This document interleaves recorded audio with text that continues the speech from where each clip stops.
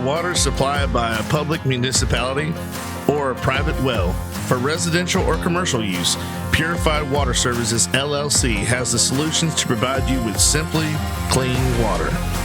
We offer a complete line of professional water filtration equipment and accessories. Soft water makes a difference you can see and feel. Water heater and appliances last longer with less maintenance. Iron and H2S filters eliminate iron stains and offensive rotten egg odors and protects your water softener equipment from iron fouling.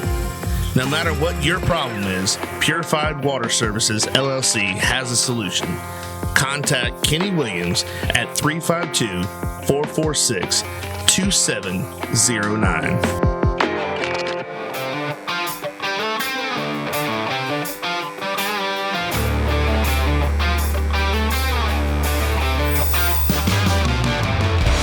Welcome back to another edition of the Goblay Show. I'm your host, Billy Goble, and today we have a special guest, Mr. Hector Arredondo. Hector, welcome to the Goblay Show. What's up, man? Nice to finally make it. What's your favorite baseball movie? Favorite baseball movie? Yeah. Do you have a favorite? That's hard.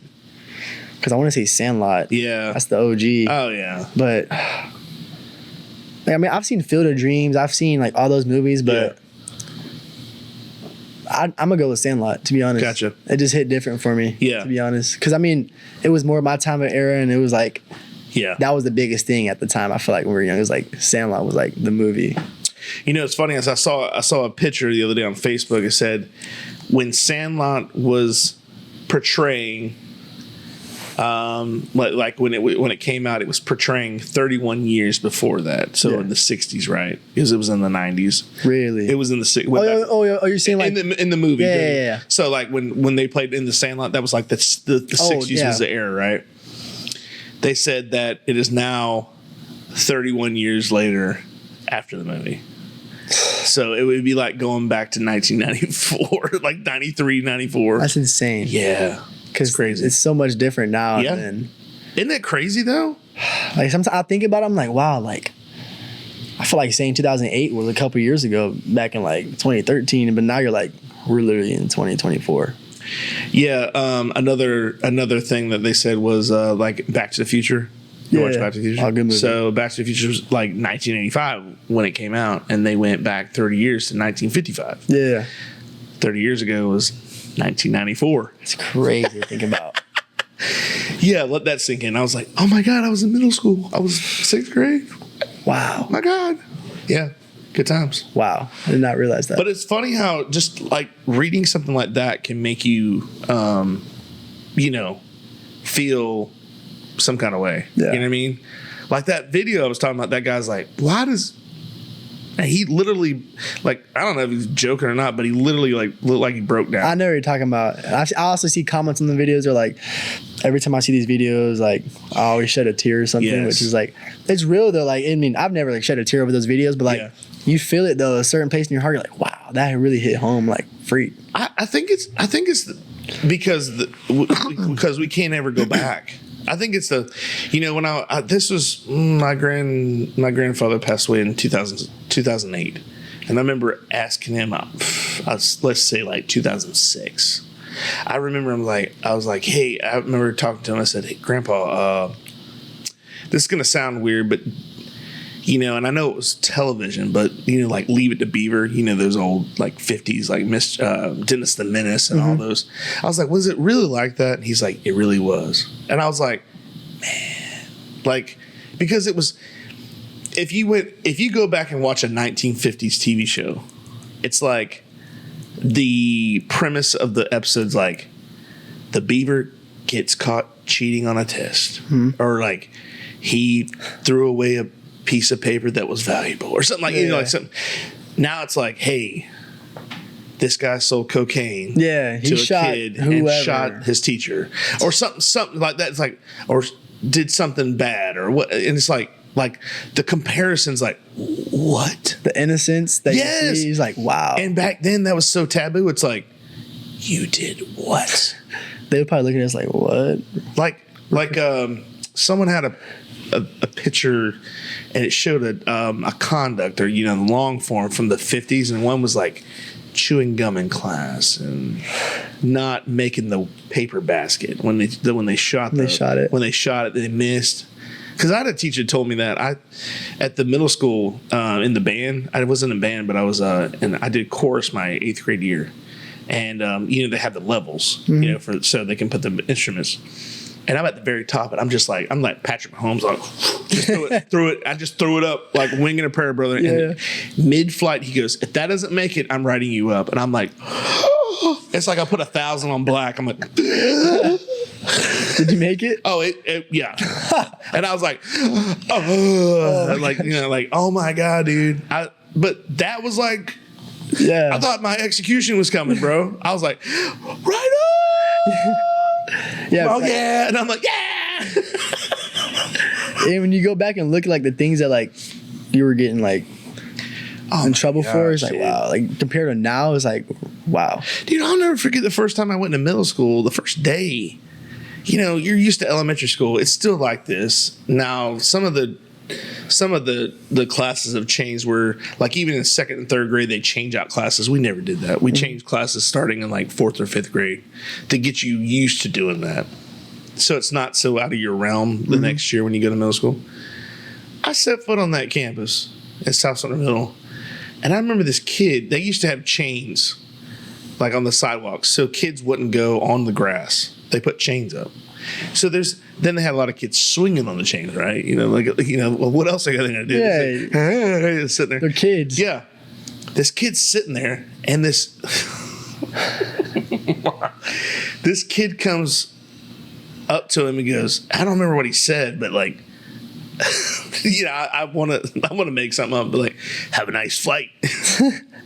And just yanks the chain, and the kid goes flying. Oh my like gosh! 10 feet.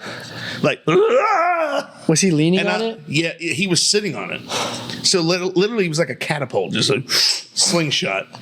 And I remember having my back. I'm like, me next. I'm like, where am I right now? What is this? What planet am I on? I came from a school where nobody did that. You went to Webster, right? Yeah. I'm like, I just came back from Webster.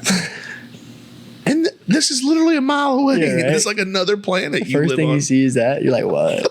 What am I walking into right now? Dude, if you look at the middle school today, there's only like 3 buildings left that were like still the same building. Really? No, 4 buildings. If you're counting the gym and the cafeteria, then there's like 4 buildings. Like, so is Miss Jacobs' building still up? Yes. Yeah. Yes, that's the library. It was there. Is she still there? No. She retired. Retired. How long ago? Was that? 4 or 5 years ago. I would never forget the pressure of being in her class. I love Miss Jacobs. No, I love Miss Jacobs, but like, I'm young. I'm over here like, I always heard about her because like my parents and stuff, they knew who she was as well. But I'm over here like, you hear all the stories and stuff. So like, I had her one time for class, and she wasn't anything bad. Like, she's a great teacher.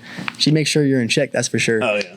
But I don't know if you remember, they used to have like on Fridays she would sell cookies out of her classroom. They were the best cookies ever. Oh yeah. But it was the Otis, was it Spunkemeyer? Oh yeah, Otis Spunkemeyer, yeah, cookies, yeah, those cookies or whatever. So I would like help out just to get out of class. She'd like, you want to go help out? I'm like, heck yeah. What else am I gonna do? So me and my friends would do that, and I don't know why. It's funny now, but like I don't know why I had the biggest pressure doing it, because I was like, I always made sure the cookies were like neatly in the box or something, because I didn't want her to be like, how she was like, you better make sure that's right. Or like, I'm over here like, young guy, I'm over here like, yes ma'am. That was like one of the best memories of like middle school. Miss Jacobs, I never had her in class. Never had her for class. Never. But she liked me, and that was I don't know why. I mean, like, because I never had her in class. I guess she just saw me around, and I don't remember having her in class. Maybe I did. Maybe I had her from homeroom. Maybe that's how she knew me. She had to know me somehow.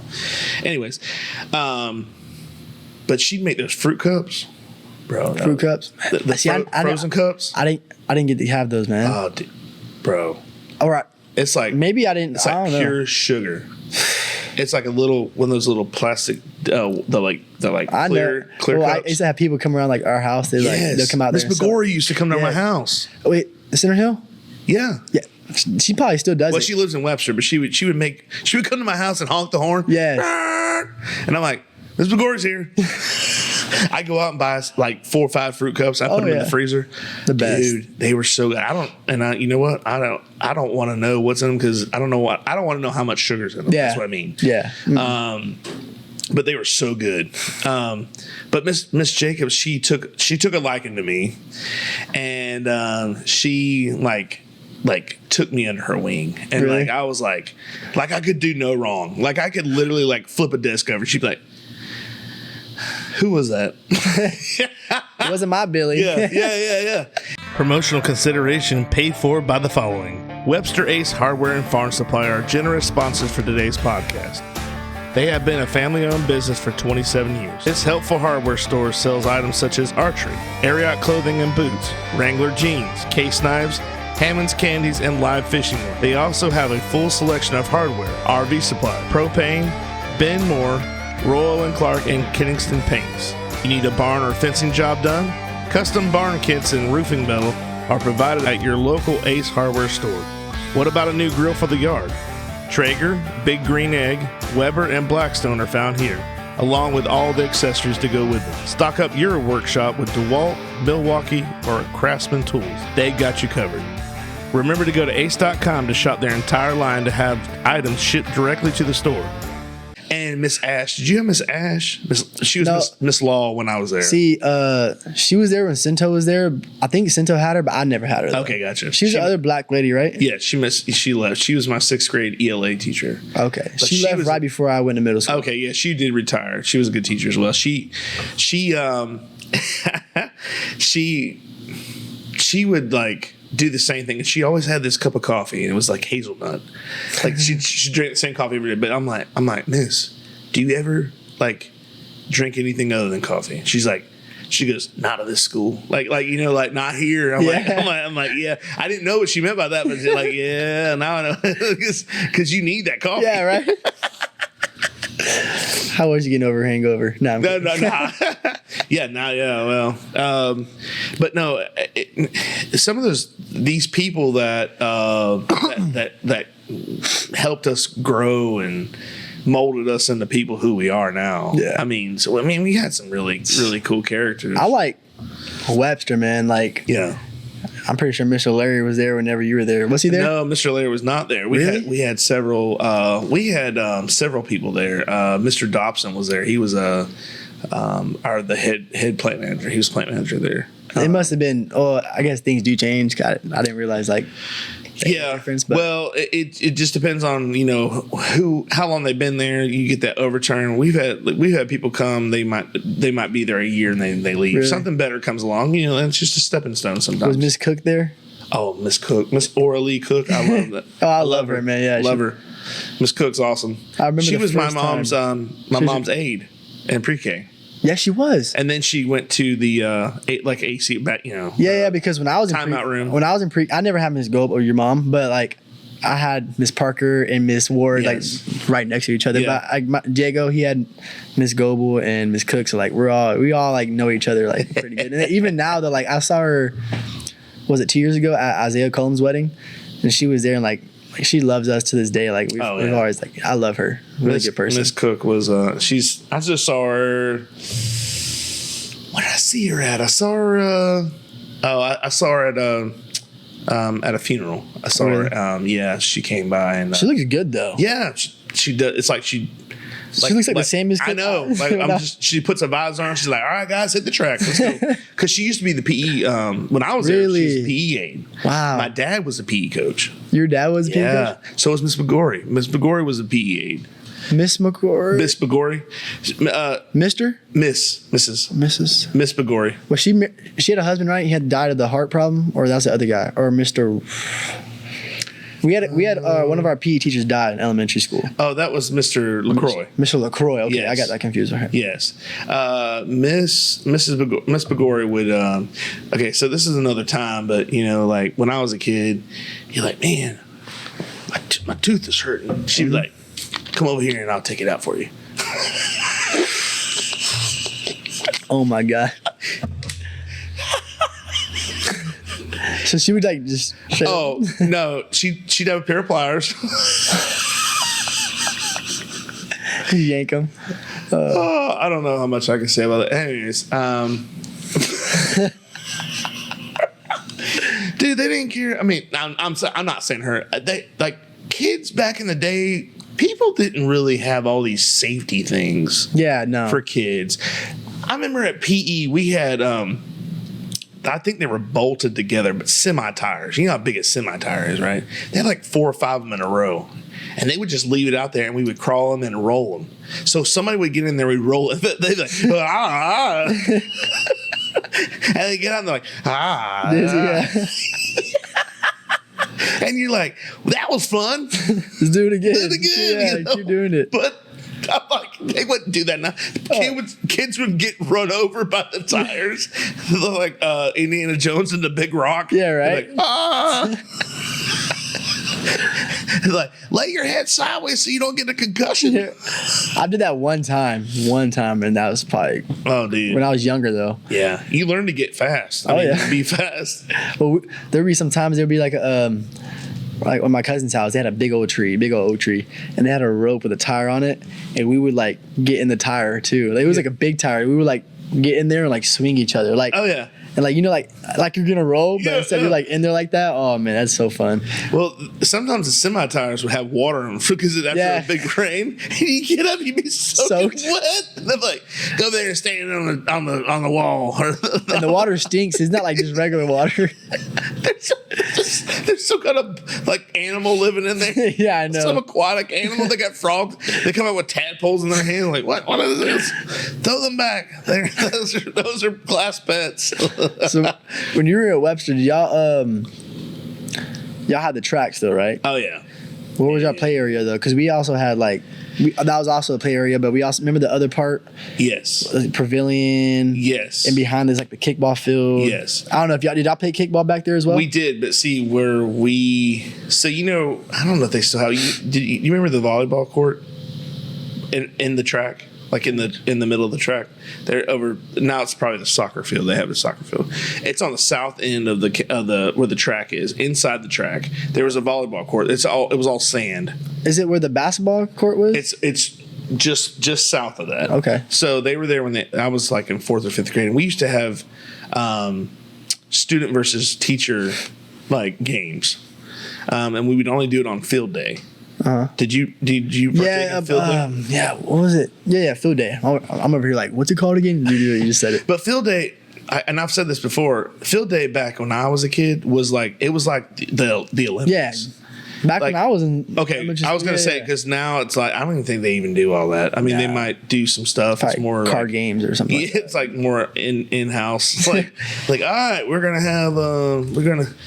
We're gonna do the egg toss. So fun. What? Yeah. What are we doing here? Yeah.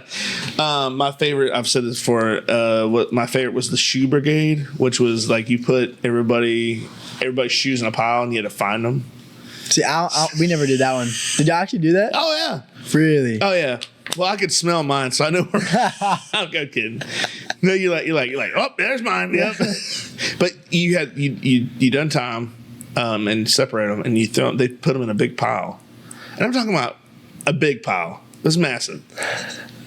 And it was like, then they had lines, and you had to find your shoe. Each class, you had like four or five people that were in your line for your class, and they represented. And then they would, whoever was done would come back. You had to have your shoes on. I don't know if you had the time, but you had to have your shoes back on, then get back in line, then the next person went. So it was like like the baton, but it was like you slap hands, he's like, there's always one kid that couldn't find his shoes. He's like, I don't know where my shoes are. I'm like, no, I know where. That's how Jace is. You go in his room, he's like, I can't find my other hey dude, and it'd be right beside him. Oh my gosh, like, bro, what are you doing? What are you doing? Yeah, it's hilarious. But things like that doesn't happen anymore. You know what I mean? No, it ain't definitely the same no more. No, I noticed that.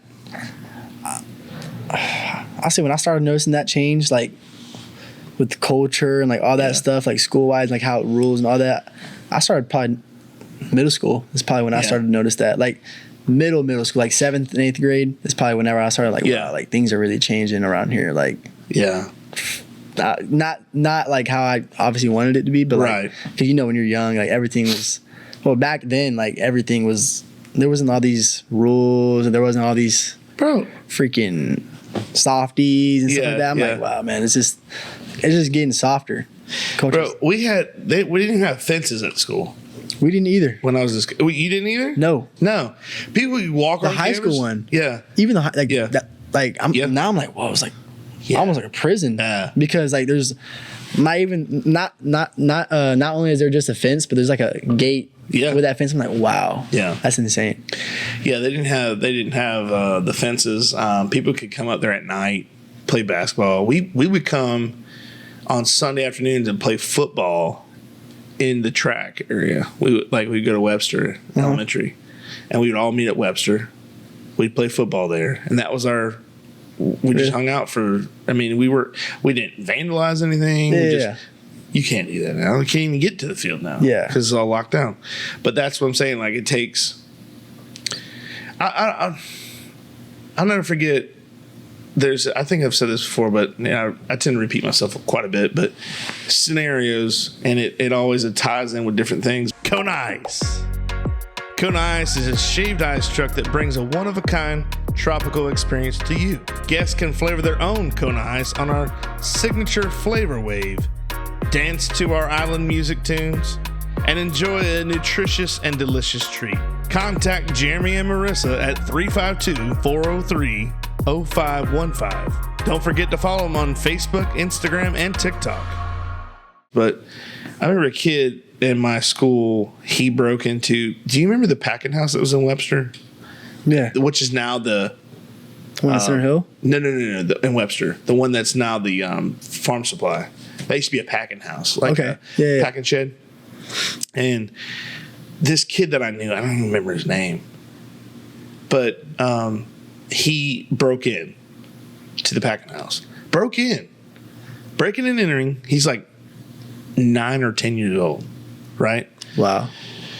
And my dad's friend was the cop in Webster, and he'd got it, And my dad just so happened to swing by, and I remember seeing this kid in the car, and I'm like, I never said a word.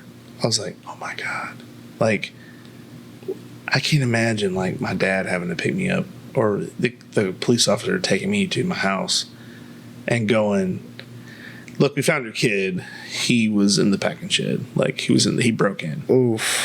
So later on, it was a couple weeks later, I saw the same kid. I saw him at school. He was in the office. And I said, and here I am, the same age, curious. Hey man, what was in the shed? Like it was like a treasure hunt. Mm-hmm. And he was like, just like some vending machines. And I'm like, you got in trouble to check out some vending machines? So it was like, you think it's cool, and then you go, "Oh, that was disappointing." Like, I have a record now because I broke into a packing shed. How old was he?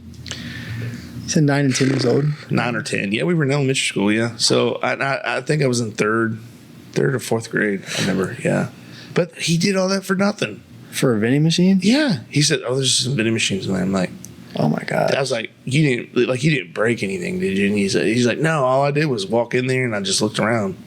I'm like, "Bro, you got taken home in a cop car because you wanted to look at vending machines." Yeah, what? My dad would have freaking. Oh, dude, there was a kid, not my age but a little bit older. They had a car fire one time at the flea market. I want to say it was at the flea market. He had somehow, it was some kind of firework, went off and caught this car on fire. And I was like, I just would put myself in those situations and I go, they would be reading my eulogy. They'd be like, well, and Billy was 9 years old when his dad killed him. Like, I mean, I couldn't imagine, man. No. I could not imagine the way. Me neither. I'm like, what? Just hearing about it. Yeah. Freak. Oh yeah, I'm sure your dad would have done the same thing. Oh. I don't even know what he would do. That's the thing, isn't it scary? You're like, I don't even know what he would do. Yeah. Like the element of surprise is like your worst nightmare. Oh, literally, you don't even want to think about it. You're No. like, whoa, this guy here. Yeah, exactly. That's funny.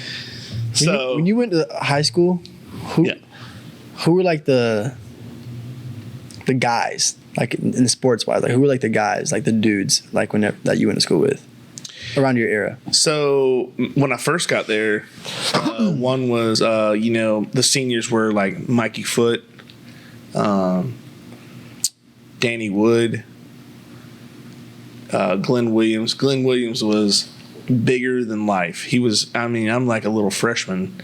I'm like 5 foot. And Glenn's like over 6 foot. He felt like he was over 6 foot if he wasn't. Yeah. And I was like his lackey. I was like, "Hey, Glenn, do you need something to drink? Want me to go to the store for you? I can't drive, but I'll walk there. I just anything to fit in because I knew I was the fresh meat. I was a freshman, and I did everything I could to fit in.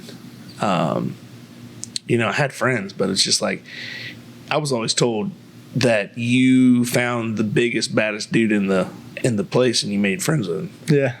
Either that or you took him out, and I couldn't take him out. So I was going to be friends with him. My friend still says that I got him in trouble one time at football practice because I was talking to him, and I said, I was like, dude, well, maybe I was just, asking you how you doing. And he goes, well, when you talked to Glenn, you didn't get in trouble, but when you talked to me, and I'm like, okay, well, he's a senior. But those were the seniors. Alan Shirley. Alan Shirley was a senior? No, he was a sophomore. Sophomore. Yeah, I don't really remember. My buddy Jonathan Camp, he was a junior.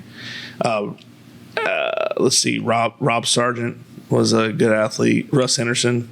Was Earl? Earl was a freshman when I was a senior. So he came in after you. He came in after me. Yeah, no, we'd never seen anything like Earl. But Jimmy Quiles was a quarterback. He was I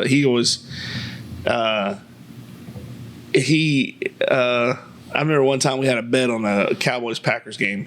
Cowboys beat them 21-0. They kicked 7 field goals. What? You thought? Yeah, I was like, oh yeah, they're gonna. Well, you don't. In high school, you never gave a how they're going to score. You're just like, oh, it's 21-0, man. Yeah. I didn't say that, but I was like, the Cowboys are going to win. They're like, he's like, no way. I remember making this. There wasn't no spread or none of that stuff. Just straight up. He's bets. like, no way. They're not going to beat them. They ended up winning the Super Bowl that year, the Packers.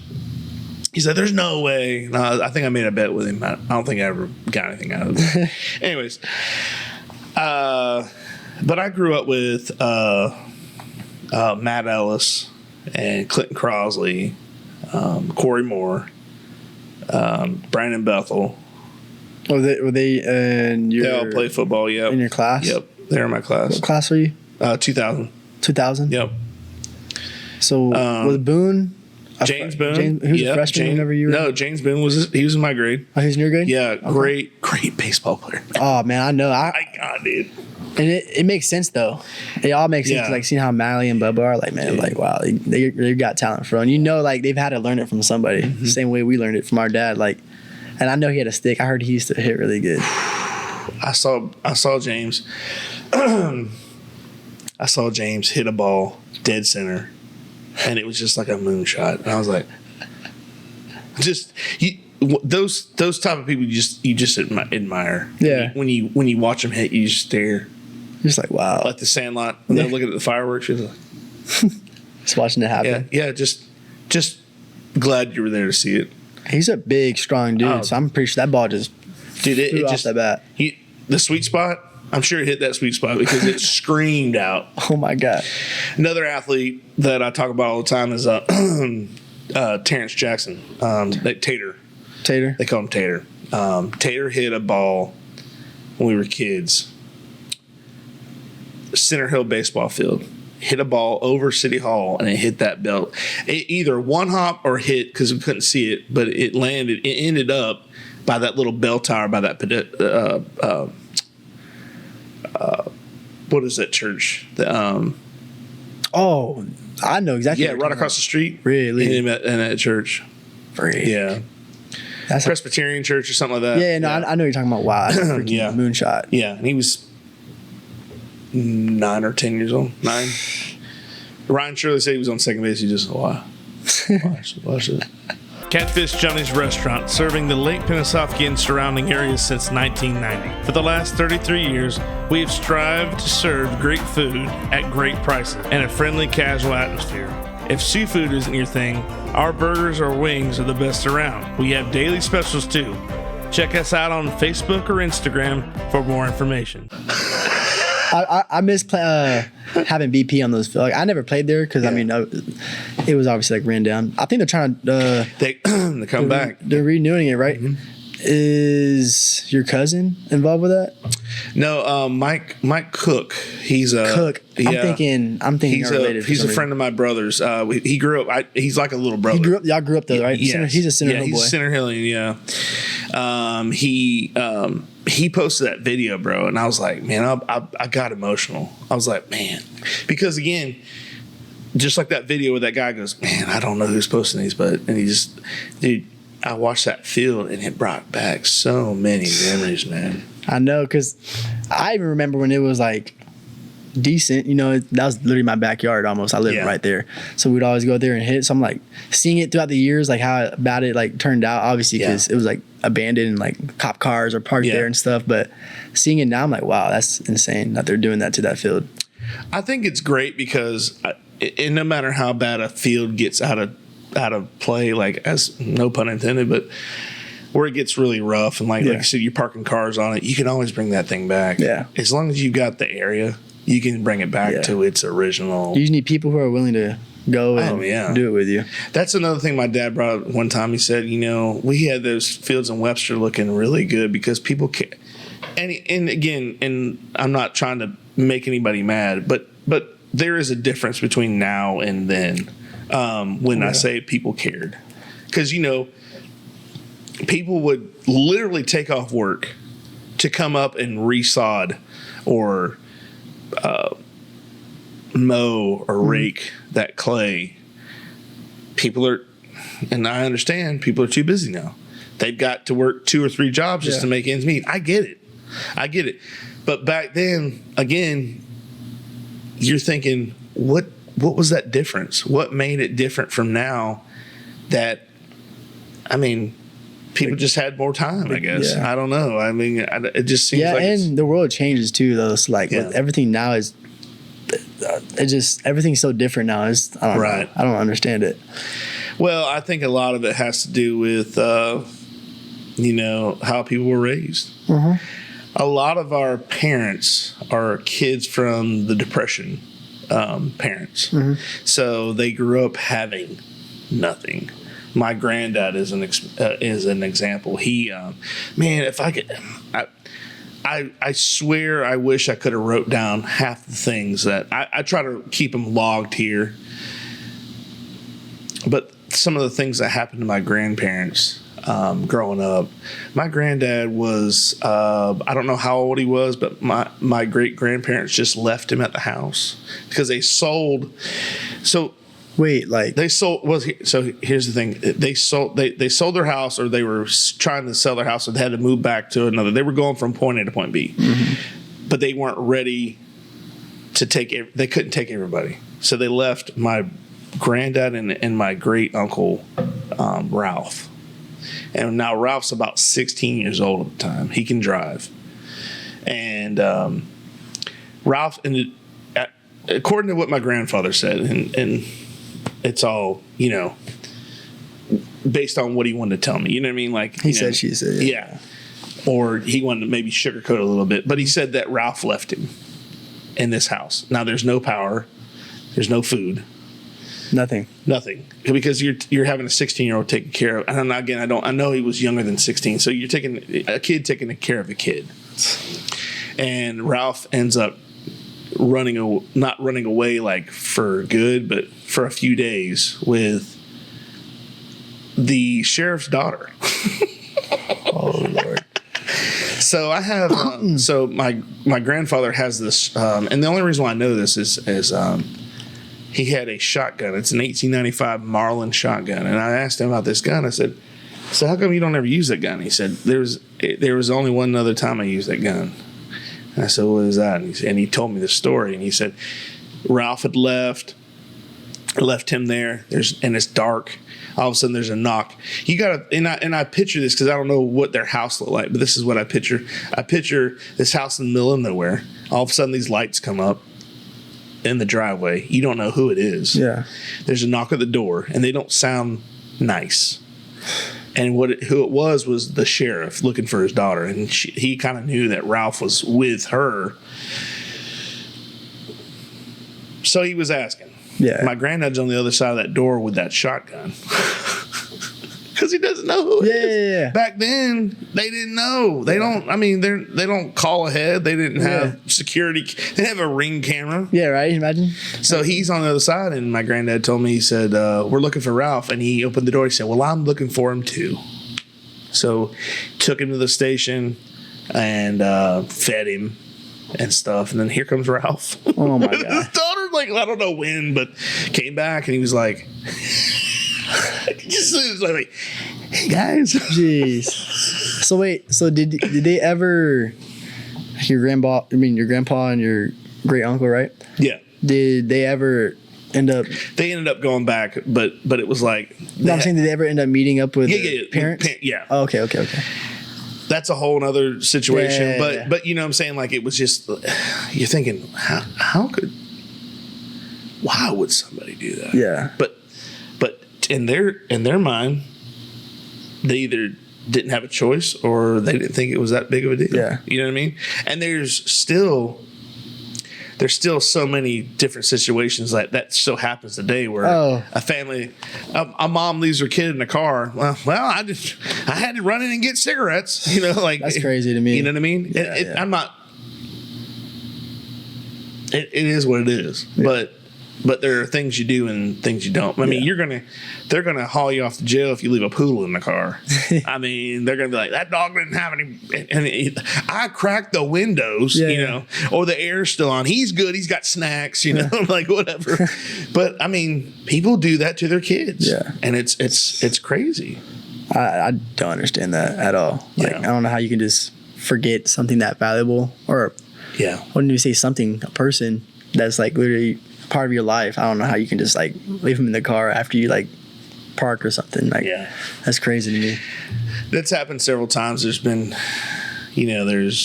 people that leave their kids at like a store or whatever, or you've seen people put baby carriages on top of the car and then try to drive off. Like, whoa, what are you doing? Oh, you got your kid up there, or the kid might be inside, but it's just like the carrier. But and it scares the crap out of everybody because they're like, oh my God, you're going to pull off. What are you doing? But I mean, and it's hard to say without being in that situation. I learned that too. Mm-hmm. I would always be like, again, the anxiety thing. You're like, what are we doing here? Yeah, it's big. Yeah, and then you get in that, oh my gosh, I just what happened? I mean, until you're in that predicament yourself, you can't. It's hard. Yeah, is what I'm saying. You can't. I try not to judge too quick. Mm-hmm. It's hard to walk a mile in another person's shoes, especially if they don't fit. Exactly. But I'm sure one day you're gonna. I mean, and look, the thing is what I've heard is you're gonna fail. You're gonna fail so many times, but once you accept it, exactly. Everything else is you have to accept failure. That's the way you grow. Yes. Yeah. That's the only way you can grow. Mm-hmm. Even though it's like sometimes everyone's like, we all have things where like we fear. We all have things that like we're scared to do or like take the next step. But like, I feel like me as myself, I gotta learn how to be better at that as well. Like taking the next step. Like, if I'm curious about doing something, why not just do it to find out what it's gonna do for you? Like that's just like anything. I'm thinking about like jobs, like opportunities, like just anything in life. Like a girl, what I'm saying? Like maybe this girl you really like. What if you go to her and like, what if you just hit her up? You know what I'm saying? You never know like what's gonna happen. Like, you just never know. Well, you're never gonna know if you don't. Exactly. Either or, you know what I mean? And I think that's the biggest key is people think, it's the unknown. I think people are scared because they're afraid to take that risk, and rejection hurts so much. And that doesn't mean, if you say rejection, people automatically think relationships. But no, that's a job as well, because if they say no, that's rejection. They're not ready for you. But I think it's the way you grow. It's how you grow, and it's what you allow to happen. Yeah. I mean, there's a lot of things that people allow to happen instead of, everybody gets knocked down, but whether they stand up or not, that's entirely up to them. So you can still stay down. Yeah. And that's your choice, though. It's always your choice. Absolutely. No matter what hand you're dealt. I mean, this sucks. Absolutely. Some people have it worse than other people, but right. You still got to keep going. Duto Realty is a homegrown business with an eye for getting the job done right. From football games to Sunday school and everything in between, these ladies care about our community and the people in it. Helping buyers and sellers in all of Florida with all types of transactions, including residential, commercial, farm, or vacant land. They do it all. They even offer auction services and sellouts to always get the job done right. Like I think about it all the time, like, dang, like I'm having a bad day or something like that. I'm like, oh, like this sucks. Like they don't go through what I'm going through. But then and at the end of the day, I'm like, wow, like there's people out there going through worse things than I am. Like, all right, I'm blessed. Like get back up, stop being stop being a little sissy, or stop thinking like that. You know what I'm saying? Change your mindset. I feel like, because if you change your mindset, like, you know how like we don't want, like, say for you, like for instance, like, oh, like you didn't want to cut the grass today or something like that. You've been dreading it, but the moment you do it, you feel like you feel good about it. You're like, why didn't I just do it the first time? Yeah. Like that's probably the hardest thing in life. I feel like a lot of people they just don't do the things that they are waiting on or something like that. Yeah. Well, it's like when you were saying earlier about the hand you're dealt. I mean, just because you start somewhere doesn't mean you have to end there. Mm-hmm.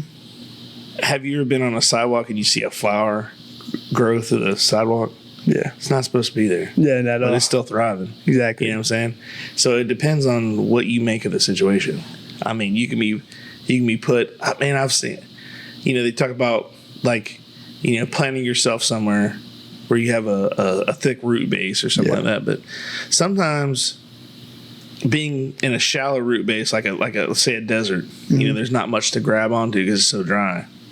I think sometimes that's making that situation better or helping you cope with it, as long as you're thriving. Yeah, you know what I mean. You're making the best of the situation, and just because you have what you have doesn't mean you have to like it and stay there. Yeah, settle.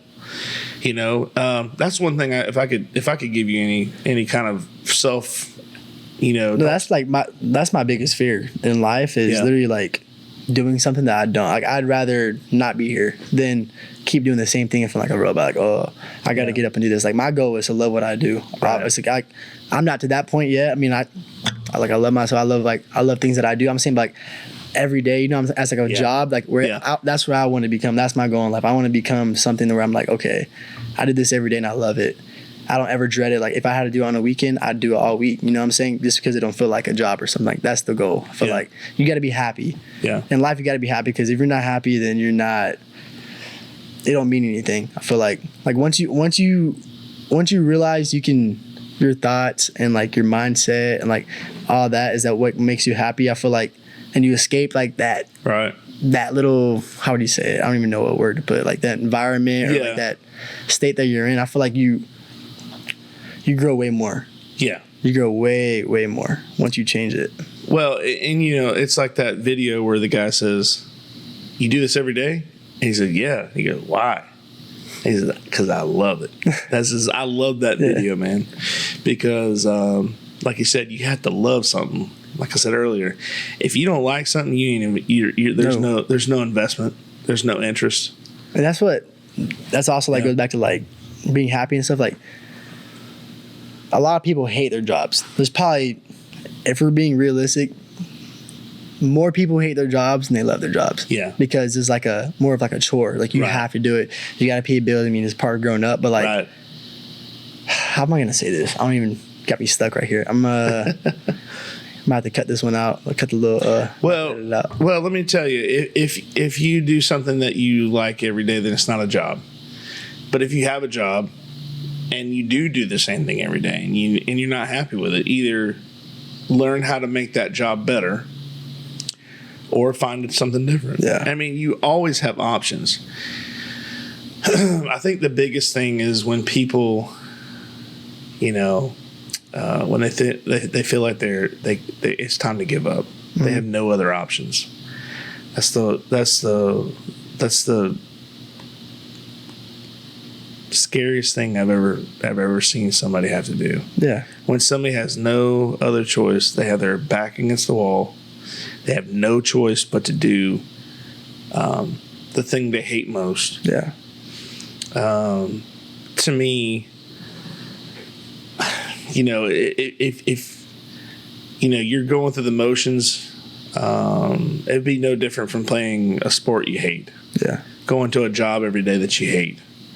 And I understand that some people, where they live, they have no choice. There are people that live in a country that they don't have a choice, but they have to work. Mm-hmm. And they don't get paid very much.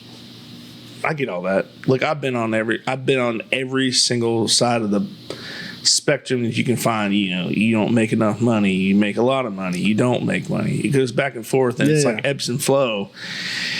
But there are people out there that bust their hump every day, and they don't make what they should be making. Yeah. You know what I mean? And there are people out there that don't do anything, and they get paid a lot of money. Yeah. And it's so... It's weird the way the world works, man. Well, and it is, but what kind of example are you setting for the youth? Like, Jace's 10. Why? How can I stand there and tell him, look, if you abide by the rules and you do what you're supposed to do, then everything's just going to be fine. He's not going to see it that way. Nah. He's going to see what everybody else has and what they're doing to get that. And a lot of people aren't doing much anymore. Mm-hmm. There's a lot of people doing a lot and not getting anything, but there's a lot of people that are doing nothing and getting. And it's so hard. You get caught up in that. You look at it and you go, man, how did this happen? Yeah. And why not to me? You know what I mean? It always comes back to you because we're human. We always want more. Yeah.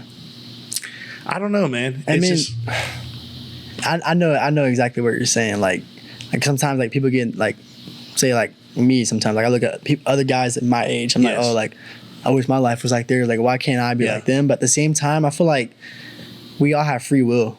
Like, not like the free will where it's like, oh my God, like you can literally do whatever. But like, if you think about it, you can literally do whatever you want to do in life. Like, it's just finding your purpose. I feel like if finding your purpose is like what helps you escape this, like the reality that what we live in. I feel like, and that's what is not made for everybody, because I feel like everybody would be like, if everyone was millionaire, who would be doing the dirty work for us? Mm-hmm. Not even the dirty work. I'm saying like, who's going to be throwing the trash for us? Who's going to be doing all these things? So I feel like the world's like set up in a way to where like some people are born different. Mm-hmm. Like some people just have that different mindset to them. They're like, okay, like I don't want to live like this I don't want to be a normal person. Like I can escape this. I'm going to do whatever I do. But like, and that's my age right now. I'm literally like going through the same thing. I'm like, wow, like what do I do now? Like I want to be successful. I want to have a successful career, but like, what is my purpose right now? Yeah. I'm done playing baseball. I love coaching and stuff. I feel like that's my purpose right now so far, because that's basically all I've known.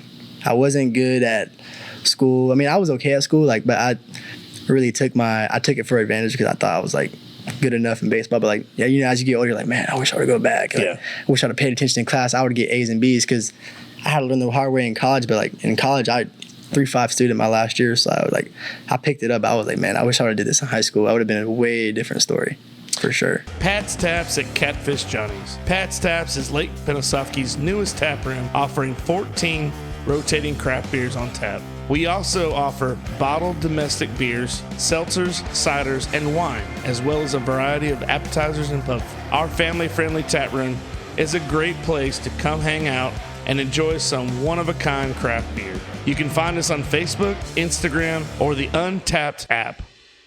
For almost 30 years, 75 Chrome Shop has been a family-run business with a dedicated team of longtime employees.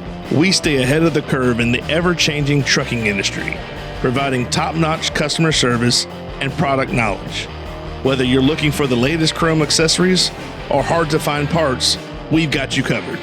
We offer aftermarket chrome for all big rigs, custom vinyl lettering, acrylic signs, and tags. Our 10,000 square foot facility, the oldest chrome shop in the South, houses a mechanic shop for oil and tire changes and chrome installation. Plus, we have a huge selection of lights for every vehicle on the road. Don't miss our annual truck show every April featuring over 200 trucks and family-friendly entertainment. Visit 75 Chrome Shop today, your truck's new best friend. Well, and that's what you're talking about, checks and balances. You're talking about, and I've done that myself. I'm looking at it, go, man, I should have paid more attention to school. When I became a sub, I made it very clear. I made a promise to myself that I would tell those kids every day how important this is, because I took it for granted. I took it as, basically as a joke. I didn't want to be there, so I tolerated it to where I would show up every day.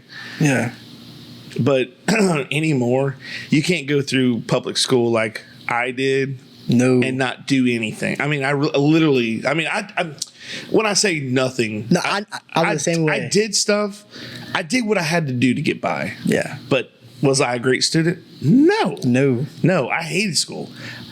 I think it's mainly because I'm not a test taker. I hate tests, and that was before FCAT came. FCAT was coming in. Wow. The year before my senior year, they were doing the pretest. Like that, they're like, everybody get ready, Billy, just do whatever you want. Because I was in the class with lower classmen as a senior because I had to retake a class because I was a horrible student. And the thing is I'm not even. People are like, well, that's embarrassing. No, it's not. It's my own doing. Yeah. It's my own doing, and that's why I had to pay for it. Mm-hmm. I remember seeing a guy when I was a freshman. He was a senior, and I was like, man, I don't want to be that guy. Nothing against that guy, but in my mind, I made a promise to myself, like, hey, I don't want to be that guy. Mm-hmm. I ended up being that guy. Yeah. So you can't say never say never. Yeah. As far as doing what you do, doing what you love, I think there's a lot of people that just either can't decide. There's a lot of people that are, 40, 50 years old that still have no idea what they want to do. Yeah. I think when you leave high school and they go, what do you want? All your life you're like, what do you want to be when you grow up? And you think there's a time limit. And that's not true. Yeah. You have quite a while. That's the biggest enemy, though, is you thinking time. That, is a time limit. Yeah. Because, even for me, I struggle with that a lot of time. I'm about to be 30. I want to have everything. I want to have everything before 30, a big house, a nice house, family, and all that stuff. But the more I think about it, I'm like, stop comparing yourself to how things are normally with the rest of society, because my story is going to be different than everybody else. And everything happens for a reason as well. Absolutely. You're put in a situation for a reason. There's always a purpose to what's happening, and you can't. And it's hard. It's really hard to sit back and be like, oh, I hate one of the biggest things I don't like when people tell me is you're young, you got enough time. Yeah. So my mindset don't work that way. I'm like, I want it now. I want to be a successful person next year. What's my name gonna hold to somebody? When I have a conversation. Right. I don't want to be feel like, oh, I got to be important, but mm-hmm. What name are you gonna have for yourself? Right. What do you hold? What value do you hold to yourself? Are you just a person? You're just there. I'm a regular guy. I gotta do whatever. I want to have something that holds it to me, and that's probably the hardest thing you gotta deal with, especially at this age. You're wow, they're always you got time. To me, I think I don't have time. I know I have all the time in the world, but it's when your head is just such you want it so bad, you just. It's crazy. Well, the thing, and there's nothing wrong with the way you're thinking. Okay, so I thought, and you're not alone. Yeah. So I did the same thing, but mine came later. I was probably in my late 30s, and I go, man, these people have kids. These people are married. They have kids. This is a family. They have family. Blah blah. They have you'll drive yourself insane. Yeah, you can't do that. That's not fair to yourself. When you said something about earlier. were, well, I don't have this and why that. And I was going to say, because you're not ready yet. Mm-hmm. And that's the thing is you don't want to do these things until you're ready. I always said to myself, how or why would I take on someone else's, not problems, but someone else, their whole world, if I don't even know what mine looks like yet? Yeah. A lot of people want to just rush into it, not knowing, you know, they can't even take care of themselves first. I'm not saying I couldn't take care of myself. I'm just saying, when you're 18 years old, you can't take care of yourself. You don't have enough this, you don't have even credit. You can't buy anything. You can't even rent a car. Yeah. I mean, you can't even. I can't even rent a car now. You gotta be like 25. 25. Yeah, you got some time.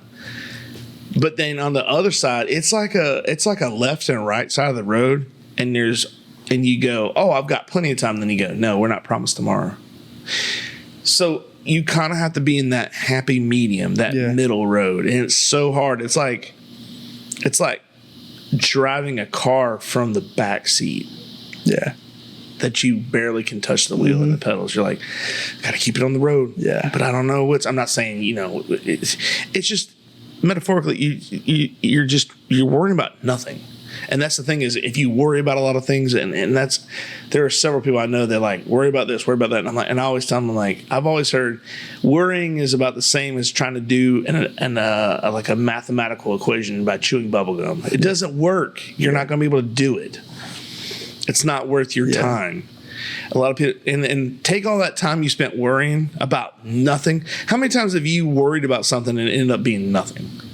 A lot. Yeah. So that's what I'm saying. Like, mentally, if we could just, you know, control or harness that emotion and use it for something else. That is so hard. It is hard. That's probably one of the hardest things in the world is to sit there and just think about it. Like, worry about your future, worry about everything. Because you see everyone's life's going fast. Yeah. Everyone's moving with or without you. You know what I'm saying? Like, people are going to keep going with or without you. So you got to sit back and be like, okay, I can't let that affect me. I got to like stay in my own lane and like just worry about myself. Because I mean, it sucks. Like, well, I wouldn't say it sucks. Like, it just like sometimes you see other people in a situation that you know you could be in, but they're just fortunate enough to have that. I'm like, okay, maybe it's just not my turn yet. You know, maybe it's just not.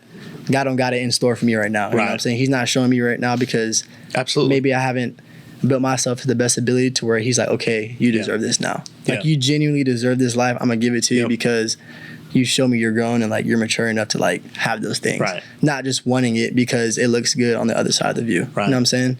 Yeah. Just because you can hand the keys over to a Maserati to a 16-year-old doesn't mean you need to. Exactly. But that's what I'm saying. Like, sometimes hearing the word no is not a bad thing. Oh, yeah. And once you get past that again and you understand it, you grasp that knowledge and you go, man, it's... And then sometimes you're like, man, I'm so glad that I didn't do all these things. Yeah. But again, you know, when you, like, our biggest critic is ourselves. If I were to say how many times I bailed on a situation, it wasn't because of somebody else, it was because of my own actions. Yeah. It was my decision. You can't blame somebody else for your decision. Yeah. You know, you hear all those people like, I'd have gone, you know, if coach would have put me in more. Yeah, no, for sure. No, maybe if you would have shown a little more interest, a little more hard work. Respect. All that. Better teammate. And then trust me, I've been in that situation. I'm like, oh, like, I'm trying to use someone else for like blame, but at the end of the day, I'm like, nah. I was like, that's weak. That's a sign of weakness because you're not holding yourself accountable for that. Like, if you don't hold yourself accountable, you can't grow at all. In this Accountability. World. Accountability is the biggest thing. It is. I tell our kids that all the time. When I was coaching baseball, I said, you know, it's not our ability as much as it's our character.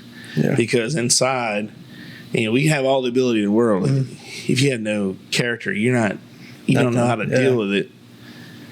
I've met plenty of people that had a God-given talent and never did anything with it. Mm-hmm. But see, that's the thing is did they want to?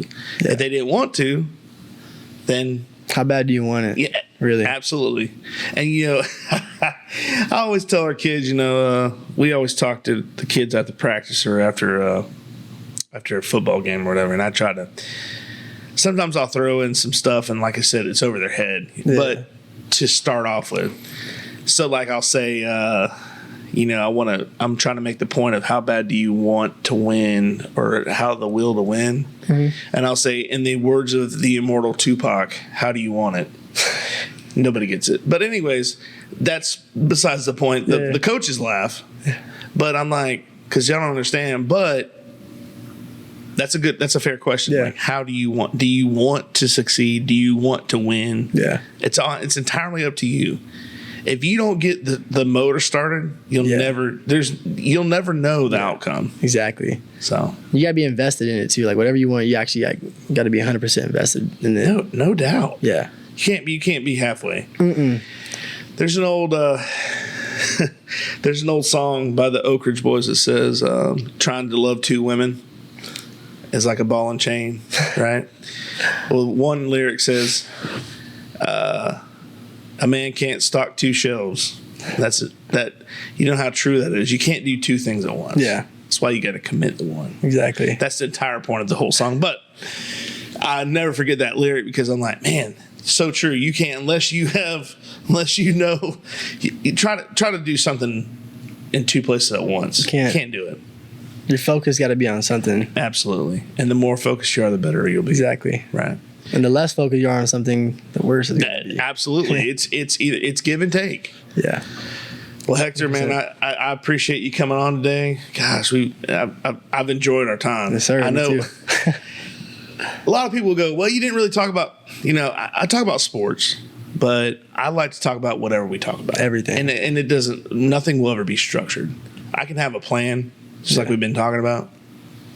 You can have a plan, but sometimes that plan just goes away, and it ends up being for the better. So I hope somebody has heard this, and if it helps them make a decision or change their life in a positive way, then that's what this is all about. Yeah, it's all about helping each other. Right. So I appreciate you coming on next time. You know what? We're going to have to do the Arredondo party, because I've got, 3 more left? You got your dad. Dad, Diego. You got Diego and Princess. Yes. I'm gonna have to. Yeah.